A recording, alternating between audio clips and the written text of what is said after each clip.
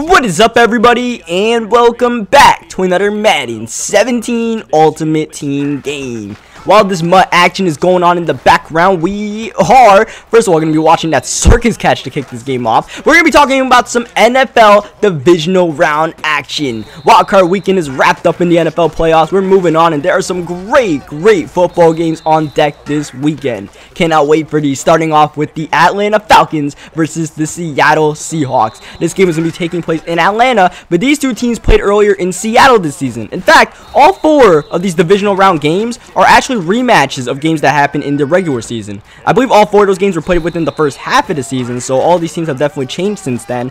But starting off with the Falcons and Seahawks, that first game that happened, the Seahawks got off to a big lead early on, and then Matt Ryan got hot in that third quarter. They actually got the lead. Julio Jones had a big day, but at the end of the day, is Brian Urlacher is going to get the interception, and he's turning upfield to take it for a touchdown.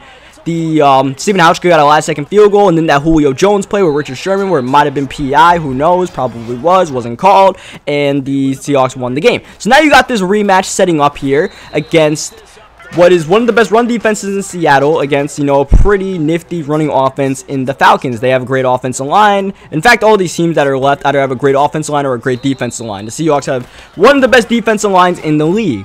And the Falcons, they might struggle to run the football against that line. It'll come down to passing the football with Matt Ryan.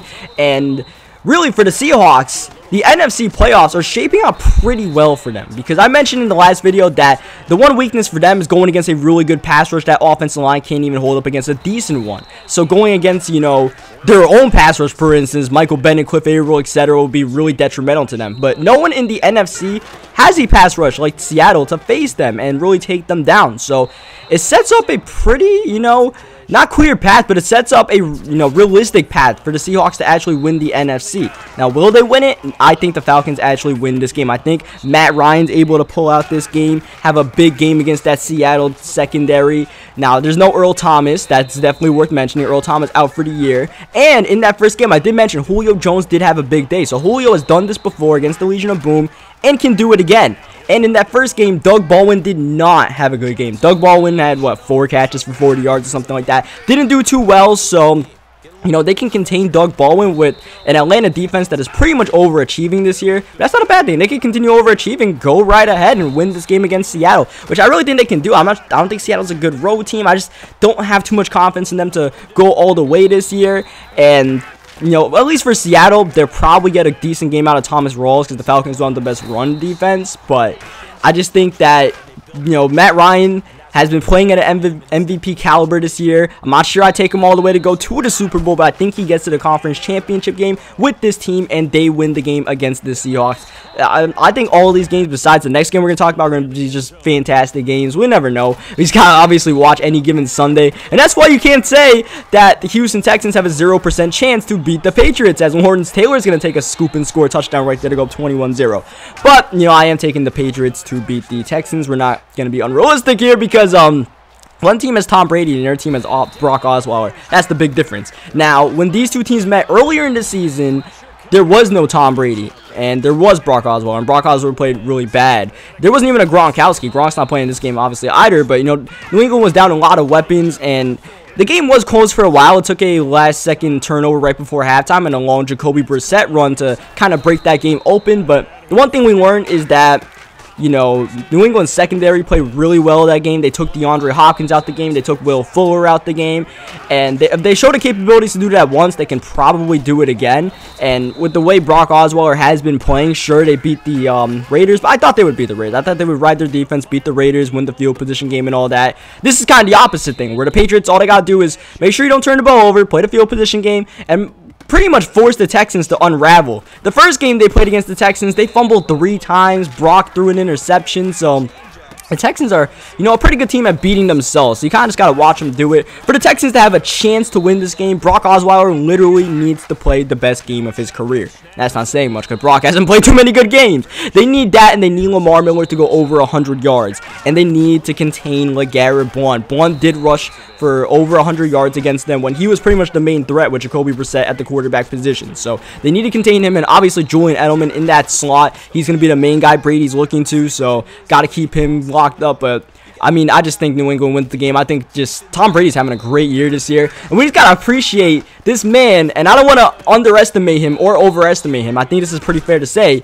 This is a living legend in Tom Brady. We just got to appreciate what we're watching right now and watch him take down the Texans. Now we go to what might be the game of the week, Green Bay versus Dallas. This is a mega matchup right here. The first time these teams met this season, it was all Dallas. Green Bay fumbled a lot in that game.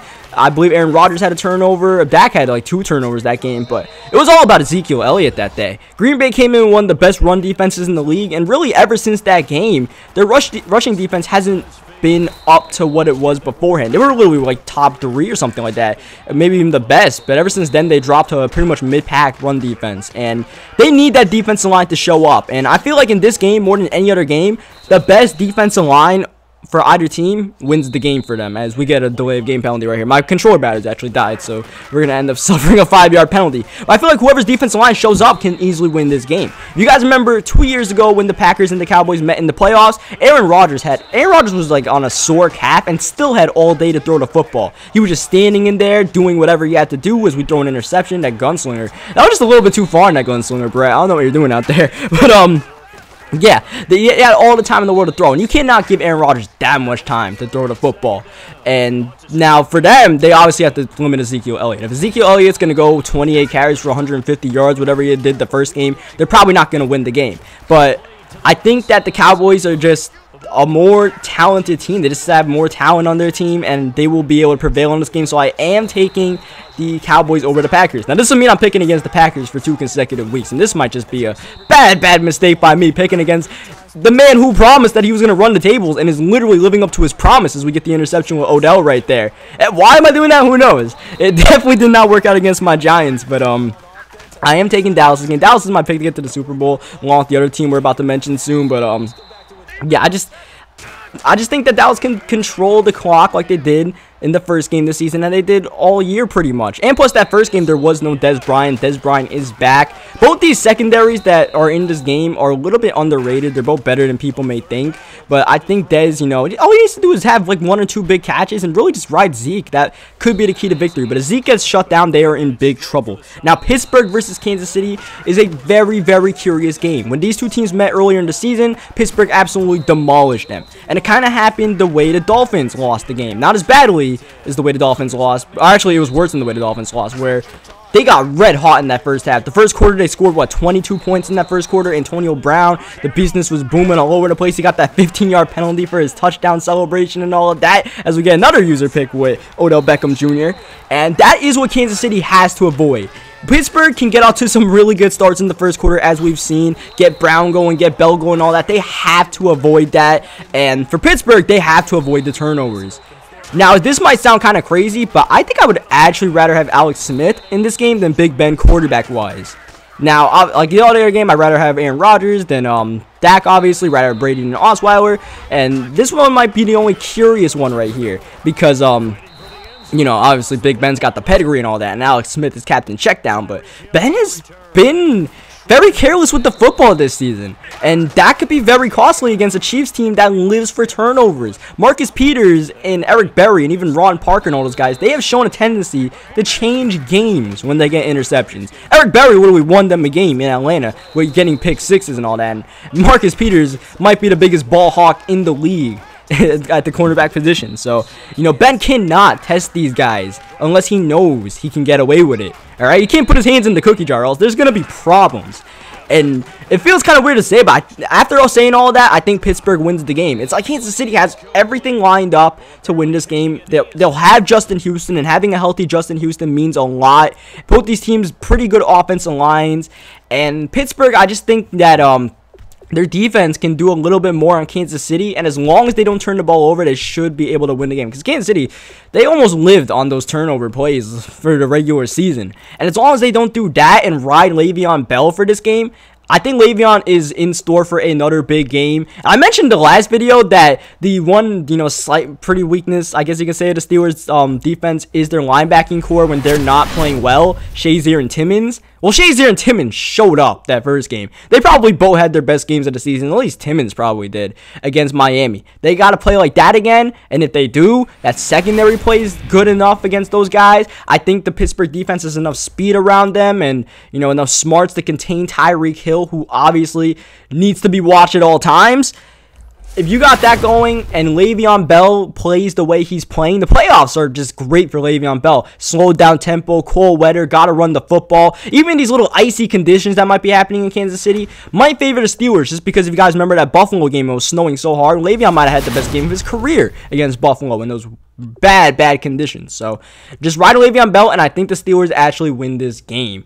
But like I said, all these games are lining up to be great games. If you're a fan of football, very exciting. If you're a fan of the Giants, this weekend kind of sucks like myself because the Giants aren't a part of it. And that just sucked, man, because my man Odell did not show up. I was curious to see how Odell would show up in the playoffs, you know, all the pregame drama aside, and he just had a bad game. That's not good. He had, like, you can talk all the talk, but you don't walk the walk. That's a problem. My man Eli had, like, his best game of the season.